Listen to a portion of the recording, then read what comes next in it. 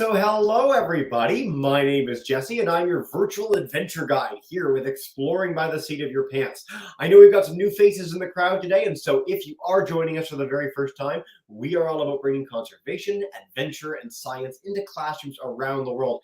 And what a few weeks it has been. It has been so exciting. We've done over 20 programs since we got started mid-September already. We've had the chance to hang out with adventurers. We've gone to talk to space folks, ocean folks, conservationists live in Kenya. It's been just a wild ride, and thank you all so much for joining us as we continue to showcase and celebrate such amazing people and places around the globe. Now today, we got a big wide audience today in terms of where people are joining from, but where I am, it's getting a little bit nippy in the air. The trees are starting to turn a little bit, and so with fall here, it is migration season, and we could not be joined by a better guest today than Heidi Carlisle. So she is the Education and Outreach Director at the Intermountain Bird Observatory's Lucky Peak Research Station. We've been partnering with them for years on their mountain in Idaho to go do some live songbird and raptor banding. And so over the next 2 days, we've got 4 programs planned with Heidi to showcase and explore some of the really cool birds that fly through their area and they get to research and share with the public. So without further ado, I'm going to turn it over to Heidi to blow our minds and take us on a little journey for some songbirds together. I hope you guys are as excited as I am. Without further ado, Heidi, welcome in. Hey, good to see you again. Nice to see you again too. So tell us a little bit about where you are and what's going on. So I'm up here at the Intermountain Bird Observatory's Lucky Peak Research Station. So that's the name of the mountain where we do this migration research, and you can see the forest behind me. This is a site that we've been running for almost 30 years now, studying the hawks, songbirds, and owls that migrate through this location. So this morning I'm going to take you guys over to our songbird banding station. We're catching and tagging songbirds to study them during migration, understand where they're going, when they're coming through, and monitor their populations to make sure they're doing well. We have a few birds over, maybe one bird over at the banding station. So I might take you guys right over. Oh, let's see. Oh, I'll wait till we get another bird. So I'll give you guys a little bit more of an intro first before I take you over to the banding station. So we have a crew of about 12 biologists who live at this field station for the 3 months of fall migration. So we're just outside Boise, Idaho. And our biologists are studying, like I said, the raptors, songbirds, and owls. So pretty much a 24/7 research operation up here, and they live on the top of this mountain. Why we're studying migration here? This is a really nice mountain peak where the Rocky Mountains actually funnel down to a narrow point. So as birds are migrating from the north to the south, heading to their wintering grounds south of us, they're passing through this funnel and getting concentrated at this mountain peak. So right now we're seeing a lot of birds moving through, a lot of songbirds who might spend the winter in Idaho or farther south into places like California and Arizona. A lot of our long distance migrants, so birds that are heading to Mexico and Central America, have sort of already passed through, so we're seeing fewer and fewer of those birds as the season moves along. As you can imagine, they have to travel thousands of miles, so they've already started their journey and they're kind of on their way out of here. So maybe, let's see, maybe I can take you over to the banding station and show you guys some of the tools that we use.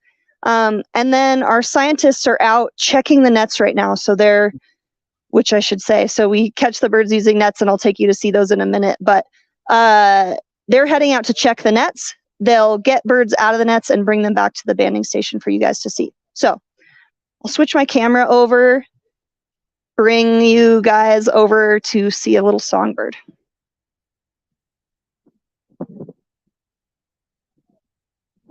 All right, while you're playing with the camera too, I will just note for everyone that if you guys want to learn more about the amazing Lucky Peak Research Station, do check out boisestate.edu/IBO. So the Intermountain Bird Observatory, they've got a lot on the go there, and they're on all social media platforms. You can check them out on Twitter and Instagram. Here are some really, really cool pictures. Looks like Heidi's got to the station, which I'm going to turn it back to her now. What a cool spot she got there. All right, so one of our scientists, Katie here, is weighing this tiny, tiny little songbird. So she has a ruby-crowned kinglet. They're one of the species we're catching a lot of today, and they're one of our smaller songbirds that we catch. So This bird weighs about 6 grams. How much does this one weigh? 6 grams. Oh, there you go, 6 grams. And it's a female, yeah. So she doesn't have a ruby crown. On a male, we would see their namesake. But females are just little olive drab birds. They do have really nice lemony yellow on their wing and their tail that Katie can show you. And then I'll also have Katie show you. So she's already collected a lot of the data on this bird. You can see her little lemony yellow highlights on the edge of her wing. Nice little yellow tail. She's already collected a bunch of data on this bird. She's already put a band on its leg. You can see its nice little tail here. Nice. So one of the things we're looking for on these birds is age, and we can look at their feathers to get an idea of how old they are. So you heard Katie say that this bird has a nice pointy tail. Oh, there's a little band. So kind of like with humans, we start out with baby teeth and we grow adult teeth as we get older. And baby teeth tend to be a little bit sharper, more pointy, but also less strong in structure. And we see the same thing with songbirds. So this little kinglet has a more pointy tail. It's not as strong or as thick as an adult feather would be. So that gives us a great clue that she was hatched this year. So she was born sometime this summer, which means she's about 3 or 4 months old. That's it. So pretty impressive. These little songbirds, they're already full grown. They're already heading on migration without their parents. They're guided just by their little internal compass that tells them where to go. And yeah, getting ready to migrate. And was she fat, Katie?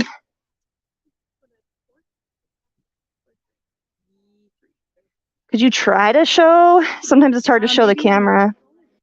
We'll try to show you guys the fat on this songbird. So Katie's going to move the feathers out of the way. You can see her little chest is kind of that orangey red color, purpley red color.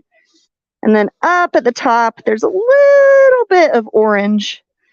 So she just has a little bit of fat. She's fueling up for migration, getting ready to go. All right, is she ready to fly? Okay. Oh, yeah. So I measured it and you were taking other measurements. And look at me, I remember. all right, so we have some visitors here this morning, so we're going to have a visitor let this bird fly away.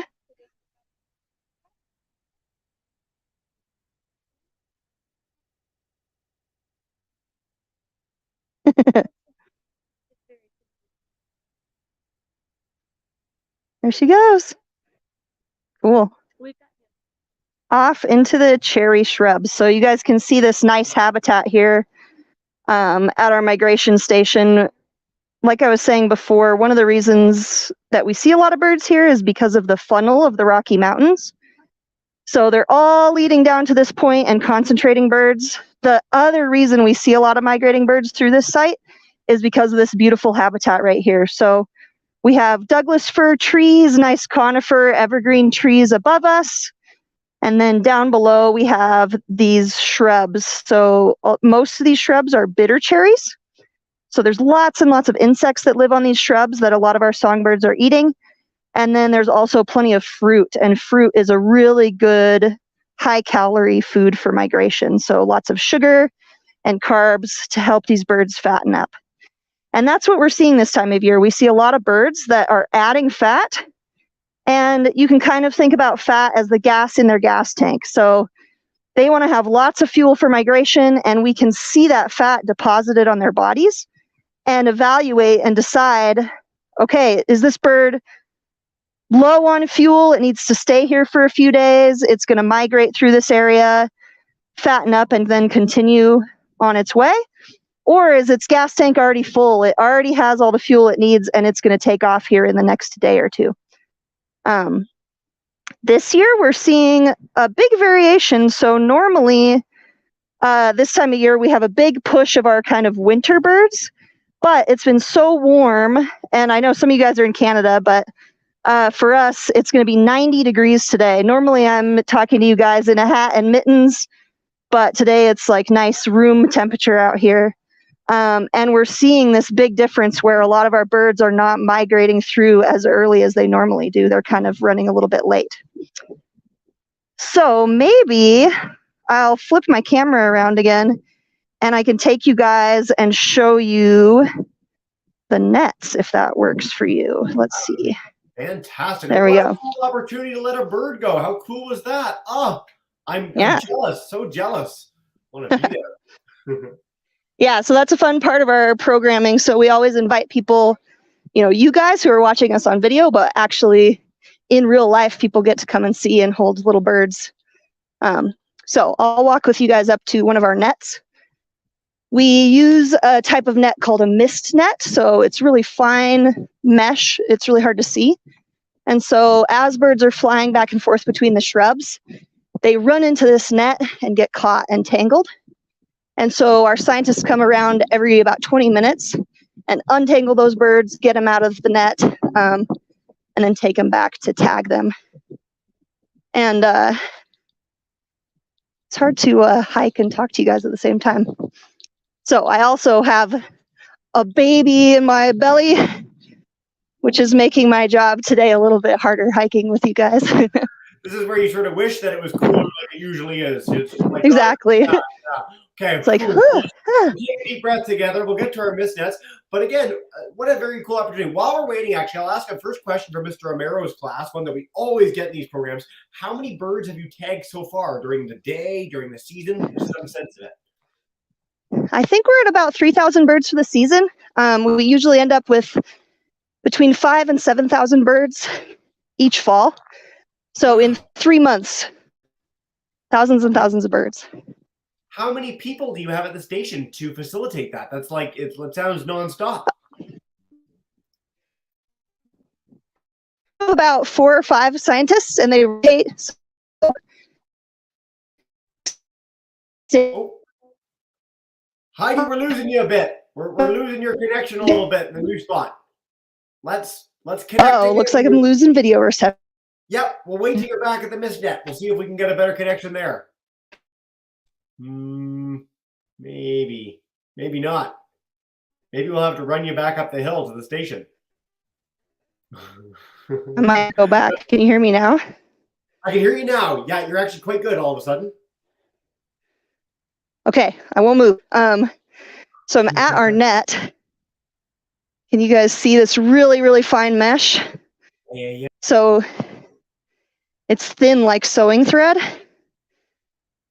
Oh, and maybe I'm losing you guys again, but I'll keep talking just in case. So really fine mesh net that lets us catch these birds. There's no birds in this net, but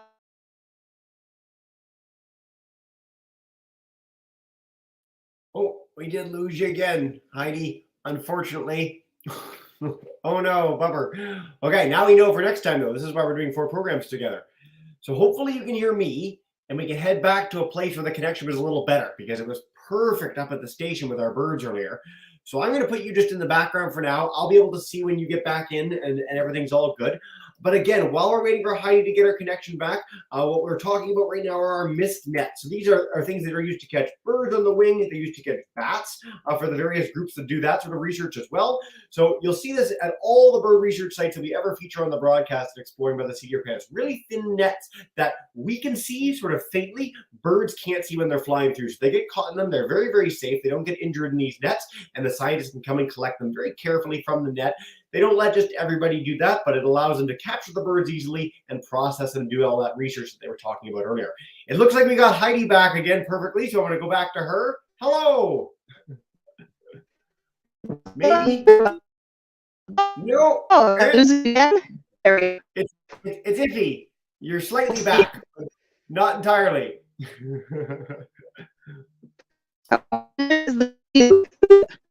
So see if you can view this right here. Try another reception for you guys.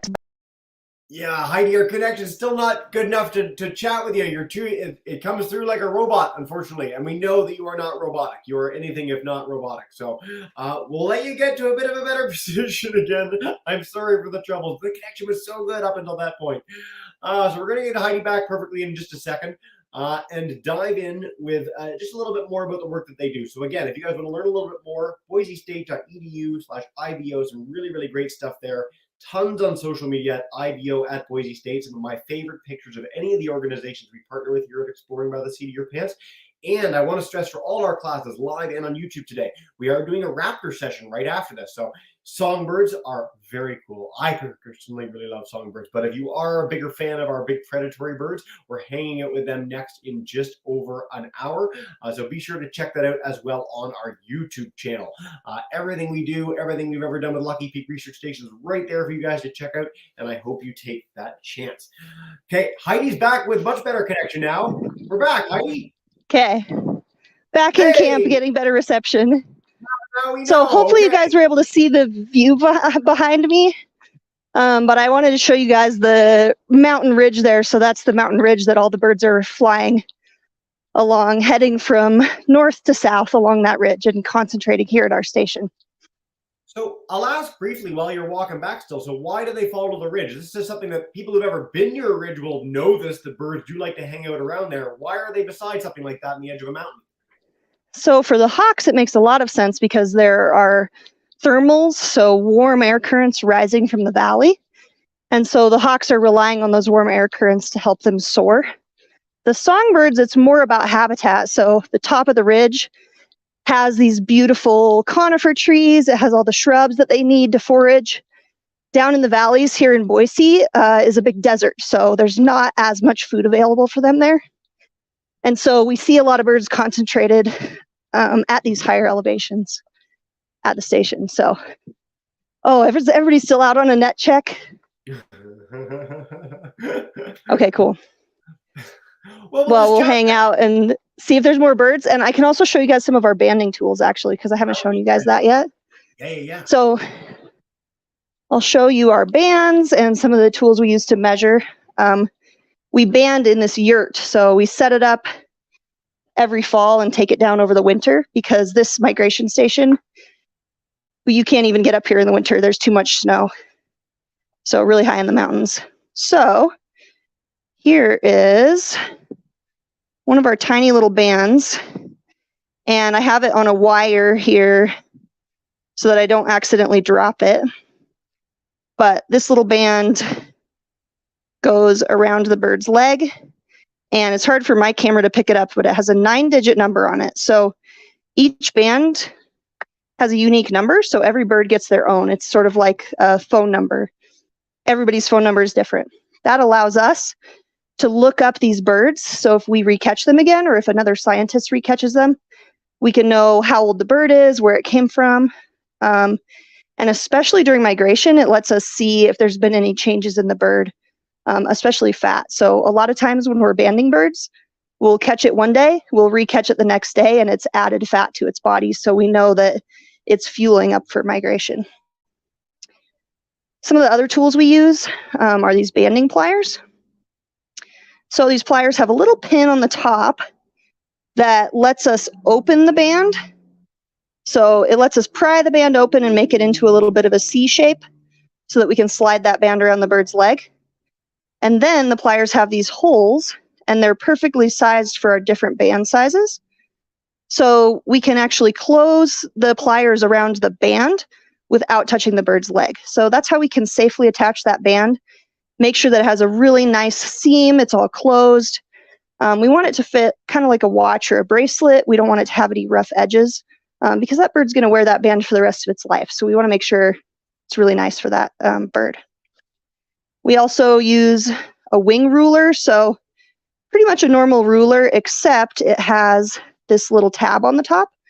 So that allows us to prop this ruler against the bird's wing or against the bird's tail and get a really precise measurement of how big its wing and tail are. It's kind of like when you guys go to the doctor's office and they measure how tall you are, except as you can imagine for a bird, it would be pretty hard to get it to just stand there and hold still and let us measure how tall it is. So that's why we measure their wing and tail instead. That gives us a really good idea of birds' body size, which is important because it allows us to calculate a BMI or a body mass index. So just like we do for people where you might take your height and your weight to figure out your BMI, we can do the same with birds.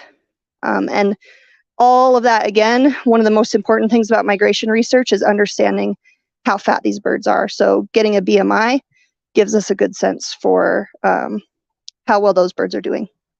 So our songbirds here, we hope they're fat, and we also hope they gain fat quickly. So as we're getting recaptures, we want to see those fat levels going up. That means that this habitat has plenty of food for them and allows them to fuel that quickly.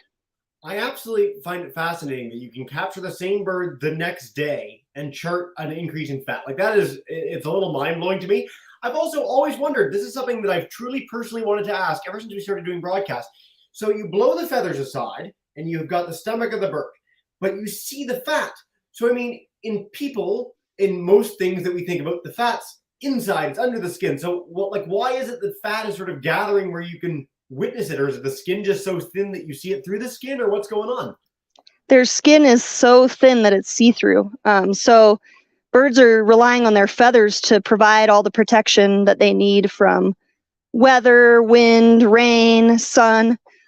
So a lot of the things that we rely on our skin to do and provide protection, birds are using their feathers for that. So yeah, their skin is tissue paper thin. Cool. And you can see their intestines through it too. So imagine if you could just like lift up your shirt and take a peek at your intestines.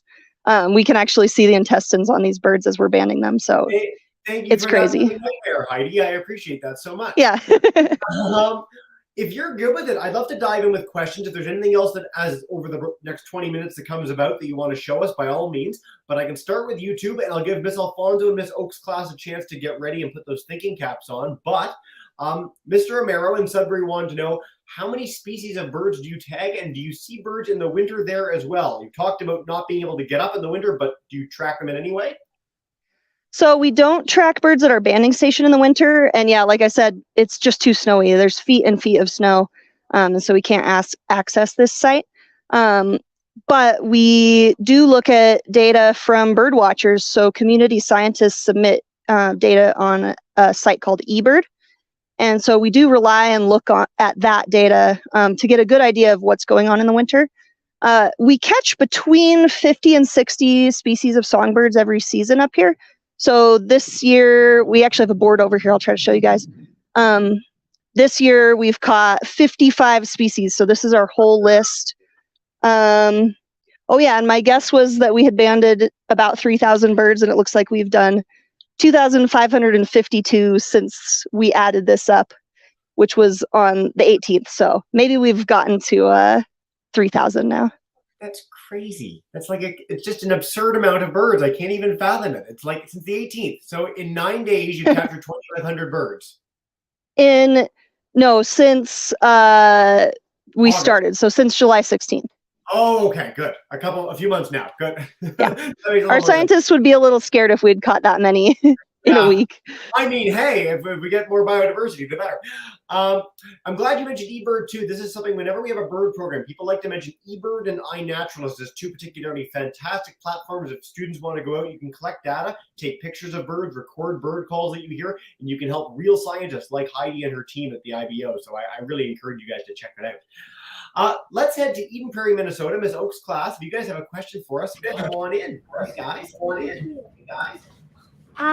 So my question was, like, after you ban the bird and you let them go, suppose they're going through like a big city and they hit like a glass window for some reason. Do you get the idea that they hit the glass window and fell down from some kind of Tracker? Tool or device? Yeah, great question. Sometimes. So a lot of songbirds are too small still to put tracking technology on. But if somebody ever finds a dead bird, you can look at it and see if it has a band on its leg and actually report that band number. So if you just Google, hey, I found a dead bird, what do I do? A website will pop up. It's called reportband.gov, and that website works anywhere in North America. It will let you report that band number and then connect the scientists with you so that they can learn more about what happened to that bird. And we do have, so some of our birds that we've banded do get turned in as window strikes. So birds that hit the window and were either stunned and rehabilitated, or birds that passed away after hitting a window. So it's really great data. We always wish that a bird doesn't get injured or hurt, but if people take the time to look at a bird's leg when that does happen, it's really important for us because we can learn where they've gone. And you guys probably saw, but I switched the camera around. So our scientists have 3 different birds here, and it looks like they're all the same species. Is that right? So we have some white-crowned sparrows, which this is a subspecies that nests in Alaska and Canada. And so it's a really fun one to catch for us because we know for sure that these birds didn't come from here. We know they came from a few thousand miles away, even if they don't have a band on their leg. So you guys can see our scientists are looking at their feathers. There we go. Hey, guys. Hello. 4 white-crowned sparrows. 4 bird action. Way to go, everybody. So How beautiful is that? this bird is an adult white-crowned sparrow, so it actually has a white crown. And then these young birds, you can see, have these more kind of tan and gray heads. But they all have orange beaks, so that's one nice way to identify them. And this is a species that's all around North America, so probably just about anywhere you guys are watching from, you probably have white-crowned sparrows pretty close to you. Fantastic. All right, you can see Linda weighing that bird too in the tube. That's how I weigh myself too. I just jump into a tall, thin tube. Like that. Right? We By try the to way- ask them to stand still, but they just won't do it. I know. That was a highlight reel level, like a bunch of birds together. Way to go. Thank you so much for that, Heidi. Yeah, right?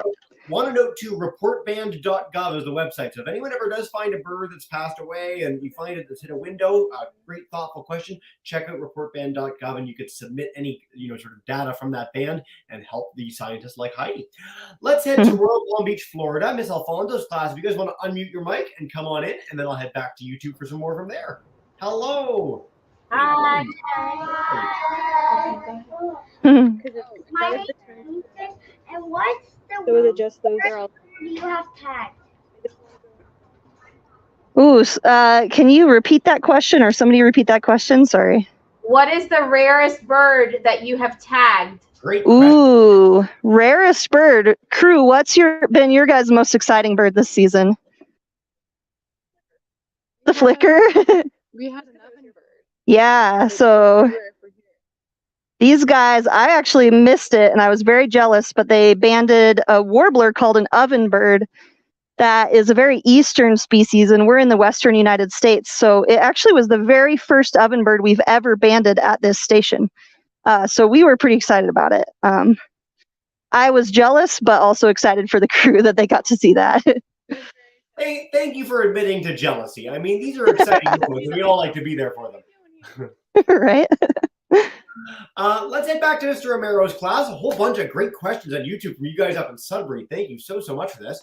So let's see. How long does the tagging process take, and what is the band made of? Well, good question. So it takes anywhere between 2 to 5 minutes. It depends on the species. So some species are really easy to tell how old they are, and some you have to look at, maybe 2 or 3 characteristics to decide how old they are, or to tell the sex of the bird. These white-crowned sparrows, like you guys saw, are pretty easy to tell their age because you just look at their head color. So yeah, it doesn't take very long, and we always we want to collect as much data as we can, but we also want to not hold the birds for too long because we know that this time of year, it's really important for them to be out foraging and finding food. So yeah, just a few minutes. And you guys will get to see, so those 4 birds you saw, 2 of them are already done, banded, and released, and it looks like Alexis is maybe getting ready to release hers too, so you guys can watch it fly away. Oh, and the band is made out of aluminum, which is really soft, lightweight metal, like what you'd see for a pop can or a soda can. Very cool. And here we go. Yeah, there's a little band on its leg. You can kind of see the numbers there. Yeah. Yeah, cool. All right. Yeah, let's watch it fly.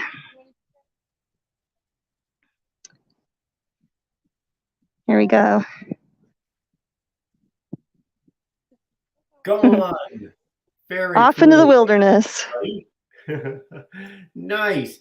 All right, we're going to head back to Miss Oak's class in Minnesota, and if we have any other bird releases, we'll make sure to get those nice and on camera. But Miss Oak's, come on back up. All right.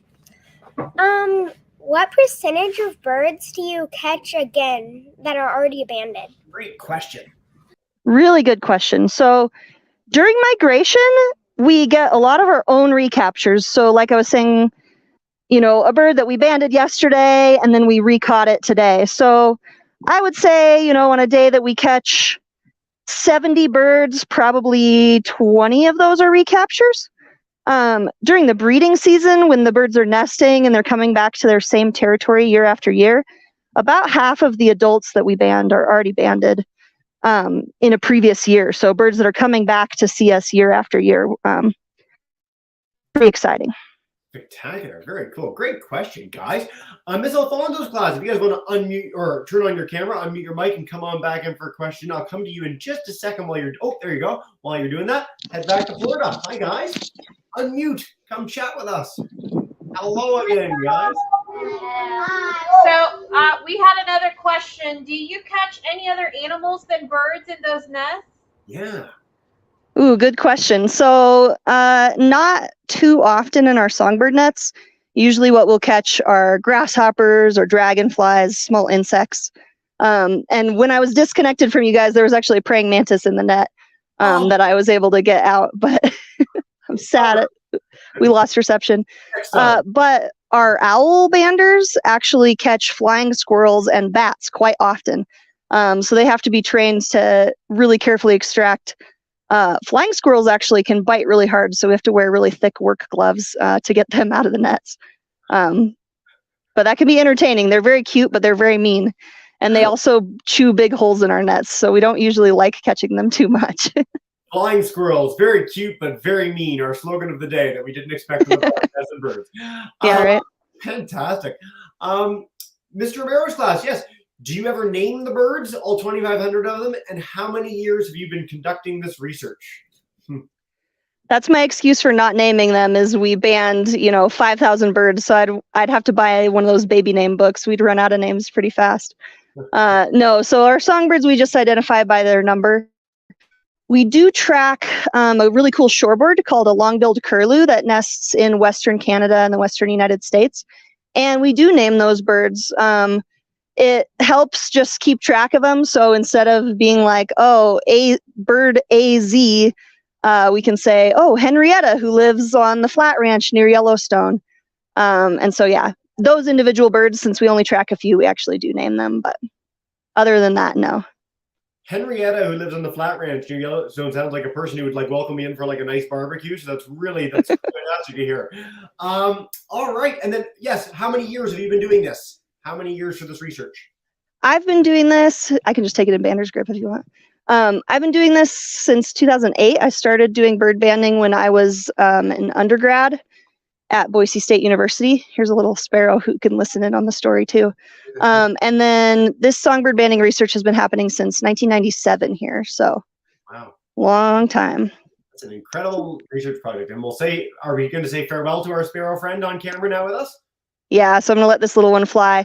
So this is an adult white-crowned sparrow. We can't tell if they're males or females. They look the same. But like I said, we know it's an adult. And we know that this bird nested in Alaska or Canada, so maybe 1,500 or 2,000 miles away from us. Wow. And it's maybe hanging out in Idaho for the winter, or it might be heading farther south to places like Arizona or California. So only time will tell if another scientist recatches this bird. We'll find out. So I'll, let's see, let this bird fly. Oh, too comfortable. You've got such a nice hand. There we go. It's hanging out. Yeah. Here you go, buddy. Happy as can be. All right. There we go. If we ever do catch that specific bird again in a future broadcast, it'll be the most incredible thing to ever happen for us. So please let us know. There you go. Maybe tomorrow. Yeah, let's head for one more round of questions with our classes live, and then we'll wrap it up from there. So, Miss Oak's class, if you guys want to come in first, All right. We have another question. Perfect.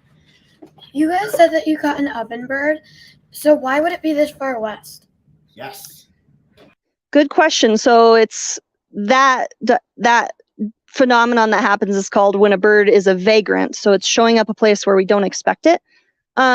Some of it is birds have some natural variation. So You might imagine if you want to be adaptable, especially with climate change, we kind of hope that there are some birds in the population that are explorers. So they're ending up places they normally wouldn't be. And that's how different bird species expand or change their range over time.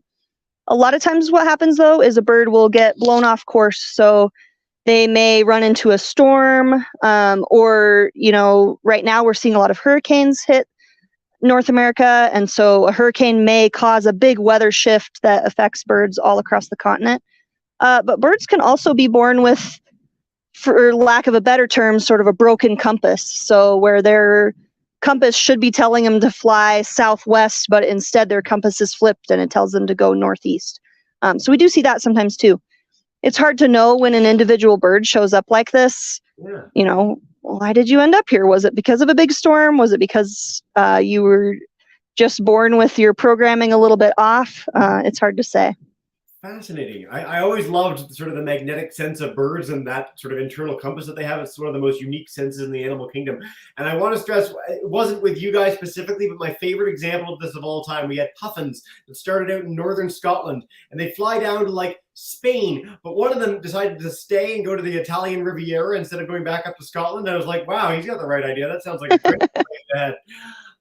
Let's head to Miss Alfonso's class, or one more in Florida. Thank you guys so much for all these great questions today, and take us away with one last one. Hello, my name is Jackson, and when is the end of migrating season? When's the end of migrating season, Heidi? Well, so the end of our migration season is October 15th, but we're ending that because we have to take our yurt down. We have to get all our tents down the mountain before we get a huge snow that would trap us at our research station. So there are still birds migrating through, especially owls, and we just miss them because we can't hang out up here. It's a long dirt road to get up here, so we have to make sure we're out of here before any bad weather hits. Our group in Royal Palm Beach, Florida is not familiar with the amount of snow that's necessary to stop you from getting up a mountain. But you guys on your website, so the Boise State website, if you're looking at how to get to Lucky Peak, the warning they give you, like, you need to be an experienced driver and have a 4x4 and basically be able to fight off bears in the wilderness if you get stuck, sort of thing, to get up. So it is a very serious thing when you're heading up there. Heidi, this has been so spectacular. Thank you so much for sharing this and having so many incredible bird interactions live on camera. Again, I want to stress for all our students, check out your website, check out your social media accounts. But is there anything you want to share with us as like a final message for our kids that might be interested to keep the learning going? Well, I would say, so follow us on Instagram. Our crew posts updates there a lot. So when we catch cool stuff or have interesting migration updates, that's where we'll post it. And we also post our end of the season reports. So once we've looked at all our data and kind of figured out what happened for the season, we'll post a little summary on our page there too. So you can hear more about our research and why we're doing what we're doing. Follow up afterwards. Outstanding. Heidi, thank you so much. So nice to see you again. It's been a couple of years and I really appreciate this. I'm going to bring in our class to say a big thank you and farewell. So Miss Alfonso's class, Miss Oak's class, if you guys want to turn on your cameras and mics, come on and join me in saying a big thanks to Heidi. Thanks, guys. All right, here's the crew.